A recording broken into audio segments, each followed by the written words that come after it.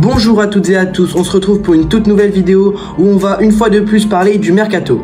Et aujourd'hui on va parler plus particulièrement du Paris Saint-Germain qui aurait deux nouvelles pépites dans son viseur. En tout cas, on dirait bien que Campos souhaite à tout prix rajeunir son effectif pour durer sur le long terme, puisque ce dernier visait déjà deux autres pépites ces dernières semaines, en l'occurrence le milieu offensif turc Arda Güler, qu'on avait déjà évoqué dans une précédente vidéo, et l'italien Sherendur, qui aurait quant à lui déjà signé au PSG. Mais avant de rentrer dans le vif du sujet et parler des deux nouvelles cibles du PSG, je vous invite à vous abonner et à activer la cloche pour ne louper aucune de nos vidéos quotidiennes pendant ces 2 mois intenses de mercato, et nous on commence sans plus tarder. Depuis le mercato hivernal, ce n'est pas un secret mais Campos surveille de près la situation du milieu offensif de l'OL, Ryan Cherki. Les dirigeants parisiens avaient même formulé une offre de 20 millions d'euros pour le joueur de l'équipe de France Espoir, qui avait été refusé par l'ancien président lyonnais Jean-Michel Aulas l'hiver dernier. Mais 6 mois plus tard, Campos serait toujours déterminé à signer le Français de 19 ans, qu'il voit comme le joueur parfait pour le futur du Paris Saint-Germain. Problème, depuis un autre cadre européen s'est penché sur sa situation, puisque Chelsea serait entré dans la course pour Cherki, qui aurait tapé dans l'œil des recruteurs, notamment après son Euro U21 plus que réussi. Un dossier qui risque donc de se compliquer pour le club de la capitale, même si les dirigeants lyonnais ne semblent maintenant pas contre un départ du milieu offensif s'ils venaient à recevoir une offre satisfaisante.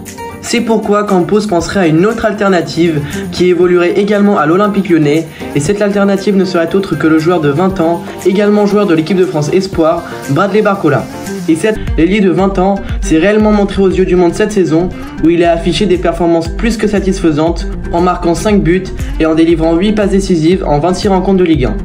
Des performances qui ne sont pas passées inaperçues, puisque le PSG n'est pas le seul club européen sur le dossier. On y retrouve par exemple le RB Leipzig, qui est aussi déterminé à signer Barcola.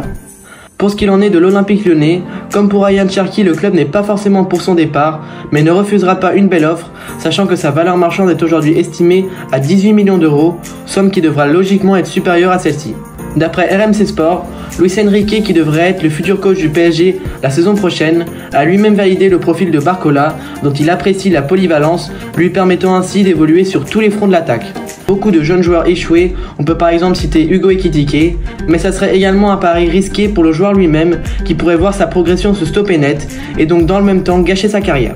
Après, il est clair que si le PSG gère bien son cas, il peut être une recrue plus qu'intéressante, et ce surtout pour le long terme au vu de son très jeune âge. D'ailleurs, son transfert pourrait être facilité, puisque son agent n'est autre que Jorge Mendes, avec qui il a signé samedi dernier. Or, on connaît l'affection que porte Luis Campos pour cet agent, avec qui il entretient une relation privilégiée. C'est donc un atout évident, en plus du fait que le Paris Saint-Germain est un club français comme le joueur. Bref, je pense que j'ai fait plus ou moins le tour concernant ces deux pépites. En tout cas, il est clair que le Paris Saint-Germain affiche de réelles ambitions pour ce mercato, et il risque d'avoir encore d'autres rumeurs dans les prochains jours. En tout cas, j'espère que cette vidéo vous aura plu et que vous aurez pu y voir plus clair concernant ces deux dossiers. Et moi, je vous dis à très bientôt pour une prochaine vidéo. N'oubliez pas de vous abonner et de liker la vidéo si elle vous a plu. Ciao, ciao.